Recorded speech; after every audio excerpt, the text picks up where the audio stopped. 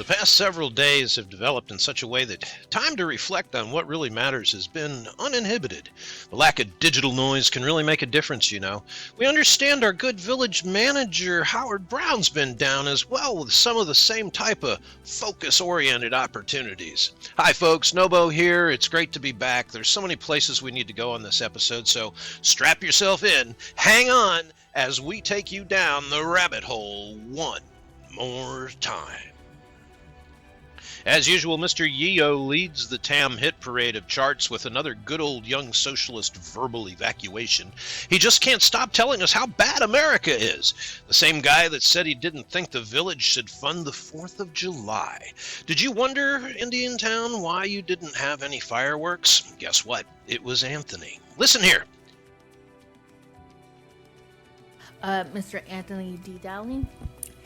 Good evening. I'm going to be very, very quick because I know we have quite a bit of things to discuss. Thank you so much for Vice Mayor for being the guest speaker at the second annual Juneteenth celebration that was held this past weekend. I wanted to also give a huge shout out to Gibbs Thomas for attending, the vendors, the Martin County Sheriff's Office, and of course the public for attending as we learn about Juneteenth. And all that it encompasses. It's interesting that we celebrate July 4th. When that document was signed, folks that looked like me were still enslaved. And so as we celebrate Juneteenth here in the village of Indiantown and continue to celebrate it, when we are all free, that is when, in my humble opinion, that we should celebrate the freedom for all Americans, not just a particular group of people. So thank you so much again, Madam Vice, for speaking and all that participated. As it turns out, he has a convenient way of excluding certain history, though. It's almost like he's been brainwashed into rewriting our past. Our past, you know, our history, where some people did something.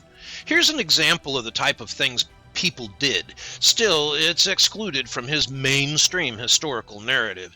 Did you know that in the year 1819 until 1861, American war vessels, naval vessels, patrolled the waters of Africa to make certain that no human life was being taken captive for the purpose of slavery? The only reason it ended in 1861 was because of a small little homeland matter we call the United States Civil War. You know, the war that had men, white men and black men alike, fighting to stop slavery? We doubt, too, that Mr. YEO was ever taught that up and until the fourth and final version of the Constitution, there was a clause in it abolishing slavery. Thomas Jefferson was adamant about its inclusion, as evidenced by the emphasis he added to the text. As the story goes, from many, one. We had to be resolute among our cause with all 13 of the colony, or we all would surely hang. There were 2 states that remained against the inclusionary verbiage. In the end, the clause was removed, and there are volumes written about this. But do we hear them? From the year 1776 in our Declaration of Freedom and Independence until the end of the Civil War, we, Americans, shed blood. We fought and lived to make sure that no man was enslaved to another. Then a new type of enslavement began. It was the encampment of low-income Americans in the 50s and 60s, disguised as the war on poverty, predominantly but not exclusively black. The civil rights movement is not to be considered the same thing, however. With Dr. King and others, men of all race locked arms and demanded the end of the walls of segregation and for more opportunity. They demanded a balancing of the scale. Men of all race did so. Men of all race bled. Men of all race made effort towards the same end. What we did as Americans had never been done by a nation on the face of this planet in mankind's history until we did it. We, America, were the first to fully abolish all forms of slavery. The world soon followed. America is and was then a brave idea of equality, not equity. How any American could vote for a man that hates the same ideals he took oath to defend is beyond me. That, though, is Antony. So when Mr. YEO emptied his blowhole on Juneteenth about why we should not celebrate the 4th of July, you just have to ask yourself if there are more of him out there. Is Indiantown that far gone as not to see the ugly, self-serving half-truths he tells? Remember, this little socialist was elected. Of course, he was not sporting his YEO flag then either, was he? We have a hard time here at TAM believing that there are enough people in this village a second time to get him back into office. That's unless he gets his $2,000 stipend to grease the rails of public opinion a bit. One thing Anthony is a one-ring promoter, and God knows he stands in the center of his own ring. Next on our radar are the numbers from this year's property appraisal in Martin County. A big shout out to Mrs. Fields for her office's very hard work. As it turns out, Indiantown went down a couple of points while the rest of the county increased in property assessment values. What this means in simple terms is that the $288K from residential property taxes in Indiantown will decline even further as a part of the village budget. FPL reduced slightly too, but still will provide enough revenue for safe operations under normal conservative fiscal policy. It's that last part that we fear may be lost on some. The conservative fiscal policy, that is. Given the lack of financial conservatorship shown by Howard Brown and his spend-happy council, we doubt they will let it slow them down.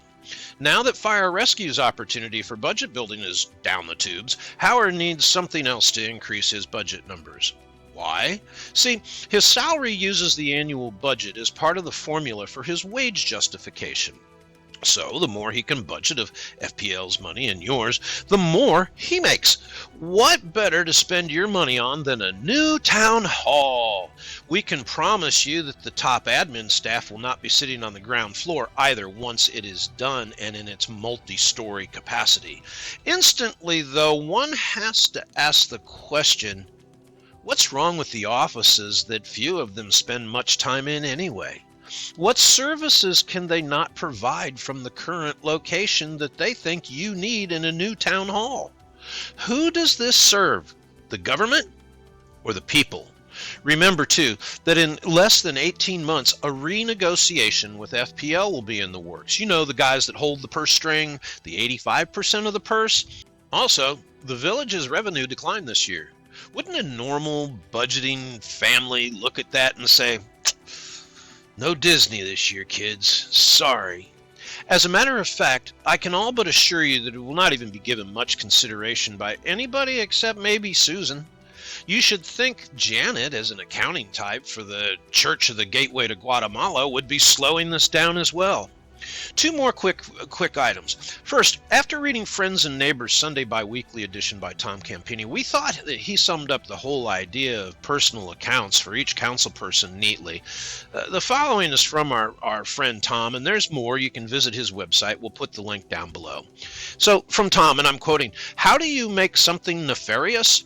Just ask Dowling to present it. For some time now, he's been seeking to have each council member have a discretionary fund of $2,000 per year. This would be spent for special events that he or other council members may have through the year. Dowling brought up that he had to pay for a park rental permit for one of his events. Doggone it. If it's not a sanctioned village event, then he should pay for the permit, Tom goes on to say. Where does the political end in a legitimate public purpose begin? Gibbs Thomas said it doesn't bother her to pay when she does something that the village hasn't sanctioned. You can read more from Tom at the link below, and we encourage you to do so. His insights are pretty favorable. Last, but by no means least, a bit of good news. As we know, this past year and a half have been extraordinary in many ways. The outcome of the recent past events has left many civic organizations in lean pasture, not necessarily financially, but also from volunteer efforts. Well, as it turns out, the YMCA in Indiantown is one of those civics groups. On Saturday, the 17th at 8 a.m., local residents are bringing shovel, rake, mowers, trailers, and a smile. They'll be there to begin the process of returning the YMCA back into her better and more beautiful self. If you'd like to help our town, you can contact Tony C. He's organizing the cleanup, and he'd love to hear from you.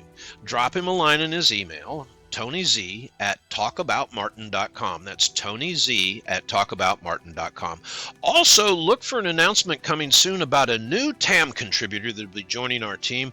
More to follow on that in the days ahead. Just to say it's exciting to know, and he's going to bring some experience that not many of us even know exists. All right, that's all for now. And remember to subscribe for insider updates here on TAM. So, until next time, stand by.